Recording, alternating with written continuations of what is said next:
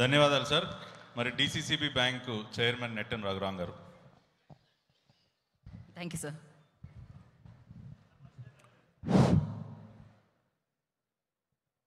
అందరికీ నమస్కారం అండి. విజయవాడ ఉమ్మడి కృష్ణా జిల్లా ప్రముఖులందరూ కూడా ఇక్కడ ఉన్నారు, నాయకులందరూ కూడా వేదిక మీద ఉన్నారు. ఇది ఒక అద్భుతమైనటువంటి సందర్భం. ఏదైతే మద్రాస్ ప్రెసిడెన్సీ నుంచి మనం విడిపోయినటువంటి రోజునే విజయవాడకి మరి రాజధాని కావాలని అనుకున్నాం. ఆ రోజు కొద్దిలో తప్పిపోయింది. ఆ రోజు మళ్ళీ తర్వాత కూడా మరి హైదరాబాద్ వెళ్ళటం జరిగింది, మళ్ళీ ఇక్కడికే వచ్చాం. చాలా దశాబ్దాల పాటు విజయవాడ ప్రశస్తి అనేది మనం అనుకున్నంతగా ముందుకు పోలేదు. ఇప్పుడు వరకు ఉన్నటువంటిది ప్రజలే దీనికి ఆ రకమైనటువంటి అలంకారాలను కల్పించారు. ఇందాక అనుకున్నట్లుగా రాజకీయంగా కానీ, పత్రికా రంగంలో కానీ, సినిమా రంగంలో కానీ, ప్రజా ఉద్యమాల్లో కానీ విజయవాడని మరి కొట్టినటువంటిది ఈ యొక్క ఆంధ్ర రాష్ట్రంలో లేదు, ఉమ్మడి రాష్ట్రంలో కూడా లేదు.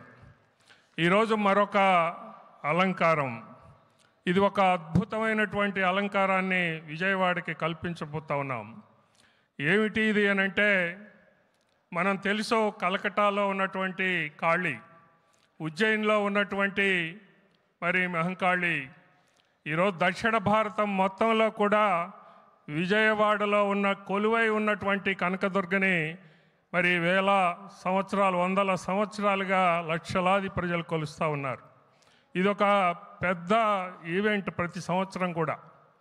ఇప్పుడు ఈ రోజున మనం ఉన్నటువంటి ఈ స్థితిలో ఈ ఆంధ్ర రాష్ట్రాన్ని అతి త్వరలోనే భారతదేశంలోనే అగ్రగామి రాష్ట్రంగా తీర్చిదిద్దాలి అనేటటువంటి చంద్రబాబు నాయుడు గారి సంకల్పం ఏదైతే ఉందో అందులో భాగంగా మనం మన రాజధాని అమరావతి విజయవాడ దీన్ని భవిష్యత్ తరాలు అంటే పరంపరగా ఈ యొక్క విశిష్టమైనటువంటి ఈ యొక్క మరి కార్యక్రమాన్ని నిర్వహించి ఈ స్థలానికి ఒక గొప్ప ప్రశస్తిని తీసుకురావాలి అనేటటువంటి ఉద్దేశంతో సంకల్పించినటువంటి సొసైటీ ఫర్ వైబ్రాంట్ విజయవాడ చొరవతోటి, ఎంపీ గారి సారథ్యంతో మన అందరం కూడా ఈ యొక్క గొప్ప సంఘటనలో సందర్భంలో పాలు పంచుకుందాం.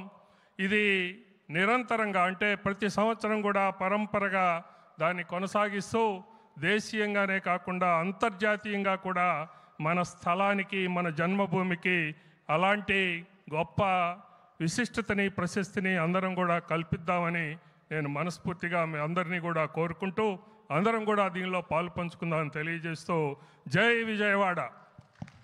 ధన్యవాదాలు సార్. మాజీ శాసన మండలి సభ్యులు